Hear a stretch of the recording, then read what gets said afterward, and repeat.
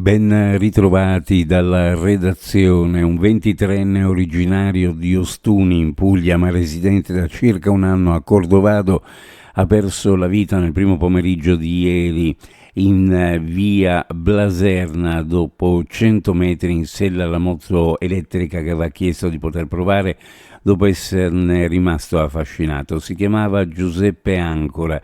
È successo a pochissima distanza dal piazzale della Casa Rossa, dove era stato impegnato sia lunedì per il concerto Thirty Love, sia martedì per quello dei Massive Attack.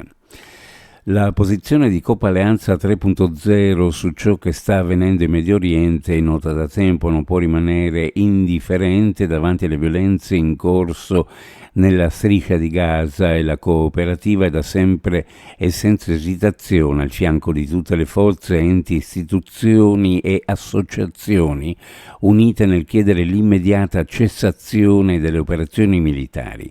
Ed altrettanto ferma è la condanna verso il blocco degli aiuti umanitari destinati alle popolazioni civili della striscia proclamato dal governo israeliano. Per questo motivo i vertici di Coop hanno deciso di rimuovere alcune referenze di arachidi e di salsa taina prodotte in Israele e gli articoli a marchio SodaStream. Dal 1 gennaio 2024 ad oggi le attività fiscali della Guardia di Finanza hanno portato a individuare oltre 260 evasori totali, cioè completamente sconosciuti al fisco, quasi uno ogni 2 giorni. L'autorità giudiziaria ha inoltre emesso provvedimenti di sequestro per oltre 130 milioni di euro, con una stima di circa 200 milioni di IVA evasa. I numeri sono stati illustrati durante le celebrazioni del 251esimo anniversario della fondazione della Guardia di Finanza e del 60esimo anniversario della Costituzione del Soccorso Alpino, che si è tenuta alla presenza del comandante regionale Fabrizio Nieddu.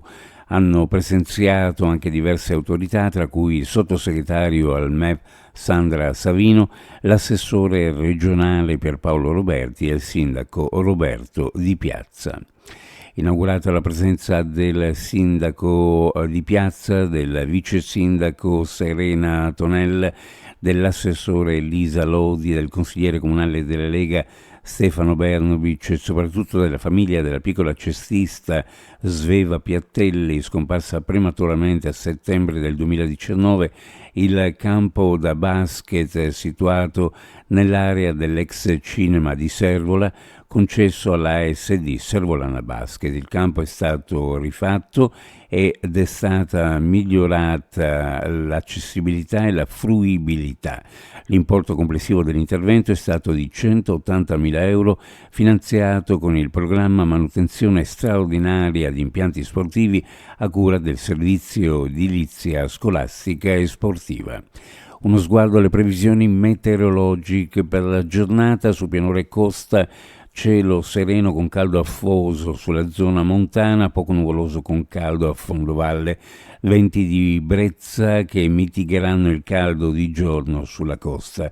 Temperature minime in pianura fra 19 e 22, le massime fra 32 e 35 gradi, sulla costa minime fra 23 e 25, le massime fra 29 e 31 gradi centigradi. Previsioni a cura di ARPA e FVG Meteo. Ed è tutto per il momento con l'informazione, grazie per averci seguito. A più tardi.